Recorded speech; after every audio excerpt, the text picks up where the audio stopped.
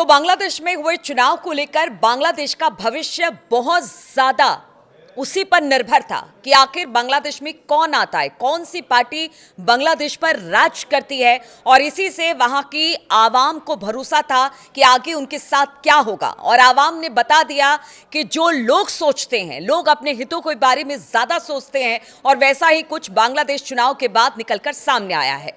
नमस्कार, मैं हूं नीलू। तो बांग्लादेश में जमाते इस्लामी, जिसे अमेरिका ने सीधा समर्थन दिया, वो बुरी तरह से हार गई है। जमात को छात्र नेताओं का समर्थन हासिल था। मोहम्मद यूनुस की मशीनरी पूरा साथ दे रही थी।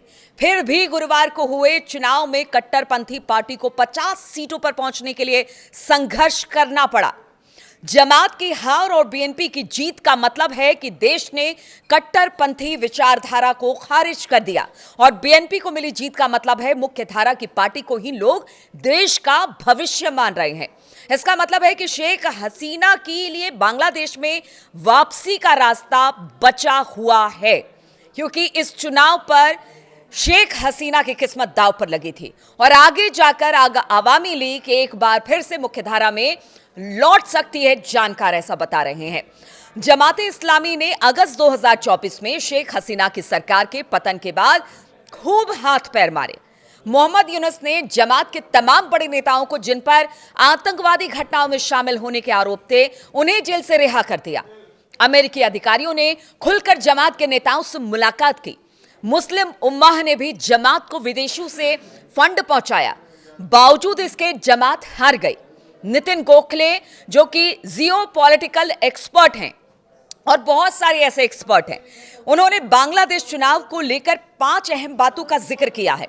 बांग्लादेश में बीएनपी की जीत के मायने क्या हैं, यानी अब इसके बाद क्या बांग्लादेश एक बार फिर से सुरक्षित होगा। जिस तरह की मार काट, खून खराबे पीछे हमने देखा कि देखने को बांग्लादेश में मिले हैं, क्या अब उसके बाद बांग्लादेश में शांति आएगी, विकास की बयार बहेगी? तो बीएनपी की जीत के मायने हम आपको बताते हैं। मुख्य धारा की पार्टी में भरोसा, यानी कि आवामी लीग को चुनाव लड़ने की इजाजत नहीं दी गई थी। ऐसे में बांग्लादेश नेशनलिस्ट पार्टी यानी कि बीएनपी ही एकमात्र मुख्यधारा की पार्टी थी। बीएनपी को बम्पर जीत मिलने का मतलब है कि मुख्यधारा की पार्टी पर ही लोगों को भरोसा है, मध्य मार्गी विचारधारा पर ही देश को विश्वास है, यानी बहुत ज्यादा कट्टर भी नहीं होना चाहते हैं लोग। और यही वजह है कि इस तरह से चुनाव के नतीजे सामने आए। बीएनपी को 300 संसदीय सीटों में से 200 से ज्यादा सीटें मिलने की बात सामने आई है। एग्जैक्ट सीटों का आंकड़ा भी आपको बाद में देंगे, लेकिन कहा यह जा रहा है कि 300 के आसपास सीटें या उससे ज्यादा सीटें आएंगी। महिला वोटर्स ने चुपचाप अपना दमखम दिखाया। जो महिला वोटर्स पिछले कुछ दिनों से डरी सहमी हुई थी क्या होगा बांग्लादेश में, क्योंकि सबसे पहले हमने देखा है कि अगर किसी की आजादी छिनती है तो वो महिलाओं की आजादी छिनती है, अगर कट्टरपंथी देश पर शासन करते हैं। तो महिलाओं ने चुपचाप अपना दमखम दिखाया। वोटर्स ने जमात इस्लामी के खिलाफ खुलकर मतदान किया। महिला वोटरों के वोटिंग के हिसाब से लग रहा था कि उन्होंने जमात को सत्ता से दूर रहने के लिए वोट डाला। अलग अलग इंडस्ट्री की महिलाओं ने बड़ी संख्या में साफ तौर पर बीएनपी को एक बेहतर विकल्प के तौर पर देखा। बांग्लादेश चुनाव में पश्चिमी देशों की सरकारों और इंटरनेशनल एनजीओज के ग्रुप काफी ज्यादा एक्टिव थे, लेकिन उनकी तमाम कोशिशों के बावजूद मोहम्मद यूनुस अब बेमतलब हो गए हैं। हालांकि अभी तक पता नहीं चल पाया है कि उनके जुलाई चार्टर्ड रेफरेंडम को कितना समर्थन मिला है।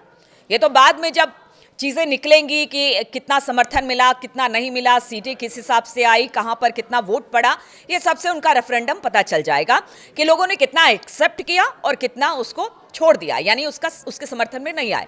लेकिन यूएस यूके गठबंधन ने यूनुस और जमात को जो पूरा समर्थन दिया था, उसका असर कम ही देखने को मिला है। बांग्लादेश की राजनीति में भारत को शुरुआती झटके लगे, लेकिन तारिक रहमान के साथ भारत ने शुरुआती बातचीत की। उनकी मां बेगम खालिदा जिया के निधन के बाद भारतीय विदेश मंत्री एस जयशंकर ढाका गए थे और प्रधानमंत्री मोदी ने भी खालिदा जिया को लेकर ट्वीट किया। ऐसे में दिल्ली के लिए ढाका में अगली सरकार के साथ एक स्थिर संबंध बना सकते हैं, जो कि लग रहा था कि अगर यूनुस आ जाते तो शायद ऐसा मुमकिन नहीं होता। कम से कम साथ काम करने वाला रिश्ता पक्का होगा।